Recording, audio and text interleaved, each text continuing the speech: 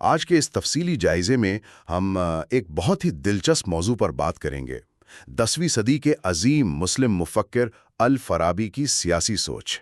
ہاں، اور ان کی سیاسی سوچ پر بات کرتے ہوئے عموماً لوگ ان کے مثالی ریاست کے تصور کا بس ایک سرسری سا ذکر کر کے آگے بڑھ جاتے ہیں۔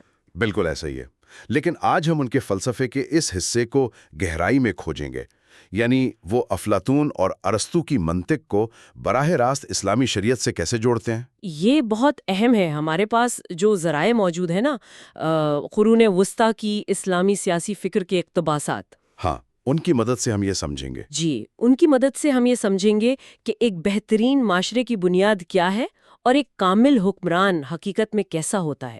میں بہت پرجوش ہوں اس پر بات کرنے کے لیے، کیونکہ الفارابی، جنہیں ارسطو کے بعد دوسرا استاد بھی کہا جاتا ہے، انہوں نے ایک کمال کا فکری امتزاج پیش کیا تھا۔ اس ساری بحث کی سب سے دلچسپ بات ہی یہ ہے کہ وہ صرف ہوائی باتیں نہیں کر رہے تھے، وہ باقاعدہ ایک خاکہ پیش کر رہے تھے کہ معاشرہ کیسے کام کرتا ہے۔ یعنی انہوں نے یونانی تصورات کو لیا جنہیں لوگ مذہب کے خلاف سمجھتے تھے۔ بالکل، اور انہیں اس طرح پیش کیا کہ وہ اسلامی عقائد کے عین مطابق لگیں۔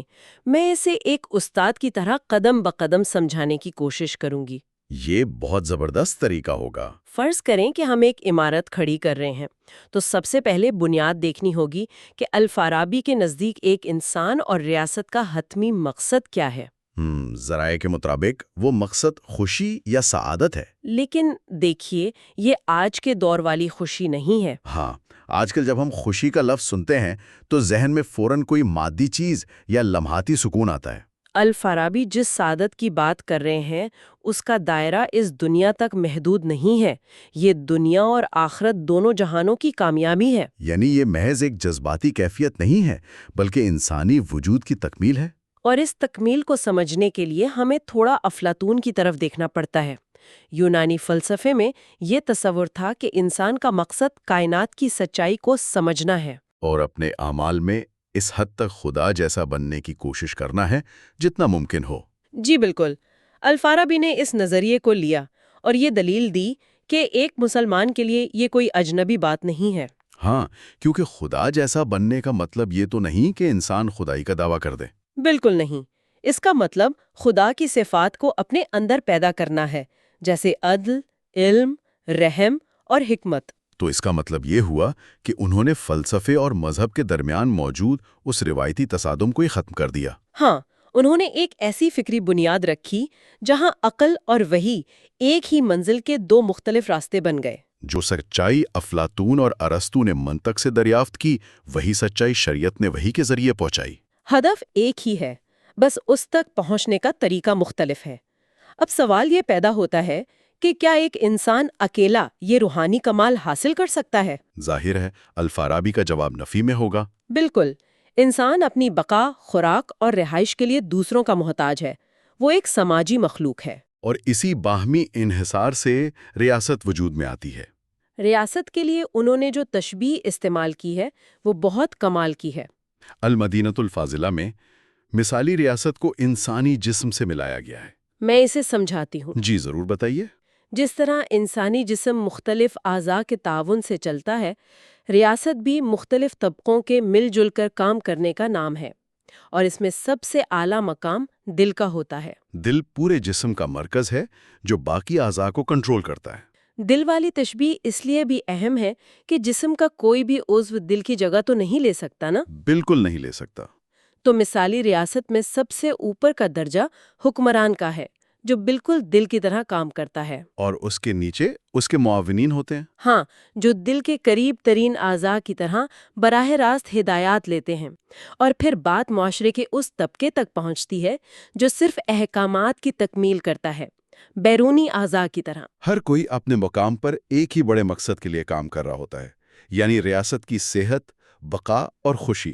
لیکن یہاں ایک الجھن پیدا ہو سکتی ہے جو اکثر طالب علم پوچھتے ہیں۔ کیا یہ کہ یہ درجہ بندی کوئی بہت ہی جابرانہ نظام لگتا ہے۔ جی بالکل، بظاہر لگتا ہے کہ اوپر والا طبقہ نیچے والے کو زبردستی دبا رہا ہے، لیکن ذرائع واضح کرتے ہیں کہ یہ ظلم پر مبنی نہیں ہے۔ ہاں، یہ سارا ڈھانچہ انسانوں کی قدرتی صلاحیت پر کھڑا ہے۔ بالکل صحیح۔ ہر انسان فطرتاً کسی خاص کام کے لیے موزوں ہوتا ہے۔ کوئی رہنما ہوتا ہے، کوئی مفکر اور کوئی محنت کش۔ جب ہر شخص اپنی فطری صلاحیت کے مطابق کام کرتا ہے تو کوئی جبر نہیں ہوتا، ایک قدرتی ہم آہنگی پیدا ہوتی ہے۔ یہ ایک بہت نازک فرق ہے۔ جبر سے بنائی گئی ریاست کبھی مثالی نہیں ہو سکتی۔ مثالی ریاست وہ ہے جہاں شہری اپنی مرضی سے ایک دوسرے کی مدد کریں۔ کیونکہ وہ جانتے ہیں کہ ان کی انفرادی خوشی معاشرے کی خوشی سے جڑی ہے۔ اب اگر ریاست کا نظام اتنا مربوط ہے تو اس کا دل یعنی حکمران کوئی عام شخص نہیں ہو سکتا۔ یہیں آ کر ان کا فلسفہ اپنی پوری پیچیدگی کے ساتھ سامنے آتا ہے۔ الفارابی کا حکمران، افلاطون کے فلسفر بادشاہ اور اسلام کے نبی کا امتزاج ہے۔ اور اس ملاپ کو عقلی طور پر ثابت کرنے کے لیے الفارابی نے وحی کی جو تشریح کی ہے وہ تاریخ فلسفہ کا اہم باب ہے۔ ہم عموماً وحی کو عقل سے باہر سمجھتے ہیں، لیکن انہوں نے اسے ایک کائناتی نظام کے تحت بیان کیا، عقل فعال کے تصور سے۔ جی، عقل فعال، جسے اسلامی روایات میں ہم فرشتہ جبریل کہہ سکتے ہیں، الفارابی کہتے ہیں کہ وحی دراصل اس عقل فعال کا انسانی ذہن کے ساتھ جڑنا ہے۔ جب وہ روشنی انسان پر پڑتی ہے تو اس کی عقل منور ہوتی ہے اور وہ ایک کامل فلسفر بن جاتا ہے۔ لیکن بات یہیں ختم نہیں ہوتی۔ جب یہی کائناتی روشنی اس انسان کے تخیل پر پڑتی ہے تو اس میں معاشرے کو صحیح راستہ دکھانے کی صلاحیت آ جاتی ہے۔ یعنی وہ ایک نبی یا انتباہ کرنے والا بن جاتا ہے۔ سچا فلسفر اور نبی ایک ہی منبع سے رہنمائی لے رہے ہیں۔ اس سے بڑی بات کیا ہو سکتی ہے؟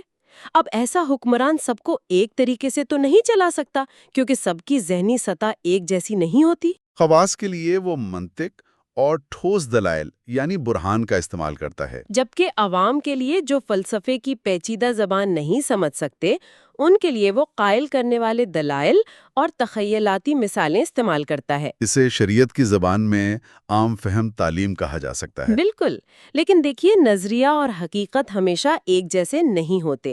حقیقت پسندی کی نظر سے دیکھیں تو ایک سوال اٹھتا ہے۔ میں سمجھ رہا ہوں، یہی نا کہ کیا ہر دور میں ایسا کامل حکمران ملنا ممکن ہے؟ جی، جو بے وقت فلسفے کی انتہا پر ہو اور نبوت کے درجے پر فائز ہو۔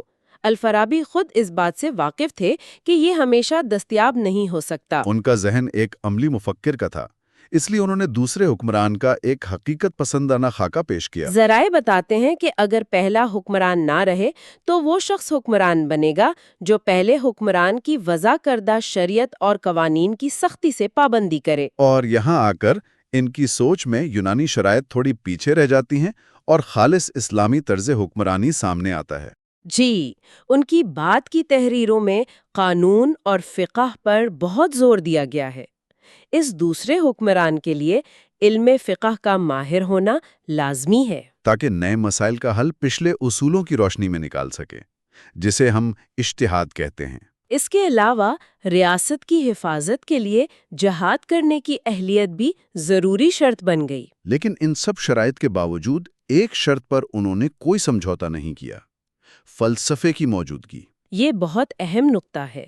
ریاست کے نظام میں خواہ وہ حکمران ہو یا مشیر، فلسفے کا ہونا لازمی ہے۔ اگر فلسفہ خارج ہو گیا تو ریاست تباہی کا شکار ہو جائے گی۔ صرف قانون کا ہونا کافی نہیں، اس کے پیچھے موجود حکمت کا ہونا بقا کی شرط ہے۔ اور جب یہ حکمت گم ہو جاتی ہے تو وہ غیر مثالی ریاستیں بن جاتی ہیں جنہیں الفارابی جاہل ریاستیں کہتے ہیں۔ انہوں نے انسانی نفسیات کی کمزوریوں پر ان ریاستوں کی جو درجہ بندی کی ہے وہ آج بھی اتنی ہی سچ لگتی ہے۔ بالکل، سب سے بنیادی شکل ضرورت کی ریاست ہے، جہاں لوگوں کے اکٹھے ہونے کا مقصد صرف بنیادی جسمانی ضروریات یعنی روٹی، کپڑا، مکان ہوتا ہے، ان کا کوئی بلند نصب العین نہیں ہوتا۔ اس کے بعد کمینہ ریاست آتی ہے، جہاں واحد مقصد دولت کا حصول بن جائے۔ ساری توانائیاں صرف پیسہ اکٹھا کرنے پر لگی ہوتی ہیں۔ انسان کی قدر اس کے بینک بیلنس سے طے ہوتی ہے۔ اور ایک ذلیل ریاست بھی ہے جہاں حصی لذتیں، کھیل کود اور تفریحی زندگی کا اصل ہدف مان لیا جاتا ہے۔ لوگ سوچتے ہیں بس کھاؤ پیو اور مزے لو، روحانی بلندی کا تصور مذاق بن جاتا ہے۔ پھر ایک عزت اور شان کی ریاست آتی ہے جہاں لوگ رتبے اور شہرت کے لیے محنت کرتے ہیں۔ مقصد اپنے آپ کو دوسروں سے برتر ثابت کرنا ہوتا ہے، سچائی کی تلاش نہیں۔ اور ان سب کی انتہا ظالم ریاست ہے۔ جہاں حکمراں ہو یا شہری، ان کی سب سے بڑی خواہش دوسروں پر تسلط پانا ہوتی ہے۔ وہ عدل اور ظلم کا فرق بھول جاتے ہیں۔ ان تمام جاہل ریاستوں کے ذکر میں ایک ریاست کا تصور انتہائی توجہ طلب ہے۔ الفارابی جمہوریت کا بھی ذکر کرتے ہیں، جسے انہوں نے مدینہ جماعیہ کہا۔ آج ہم جمہوریت کو بہترین نظام مانتے ہیں، لیکن الفارابی اسے غیر مثالی ریاستوں میں گنتے ہیں۔ کیونکہ جمہوریت میں ہر شخص آزاد ہے اور کوئی مشترکہ فکری مقصد نہیں ہوتا۔ ان کی تنقید اور تعریف دونوں متوازن ہیں۔ وہ مانتے ہیں کہ آزادی سے برائیاں پروان چڑھتی ہیں، لیکن اسی نظام میں اچھائی کے پھوٹنے کا بھی سب سے زیادہ امکان ہوتا ہے۔ ہاں، اسی آزادی کے اندر شاندار دماغ اور فلاسفرز پیدا ہو سکتے ہیں جو معاشرے کو مثالی ریاست کی طرف لے جائیں۔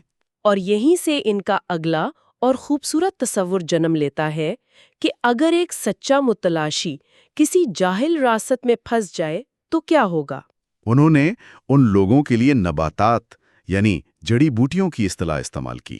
اس استعارے کی گہرائی دیکھیں۔ کھیت میں جڑی بوٹیاں ناپسندیدہ ہوتی ہیں۔ ایک کرپٹ ریاست میں ایک مفکر انسان ریاست کی نظر میں ناپسندیدہ جڑی بوٹی ہوگا۔ لیکن حقیقت میں وہ اس معاشرے کا سب سے قیمتی اثاثہ ہوتا ہے۔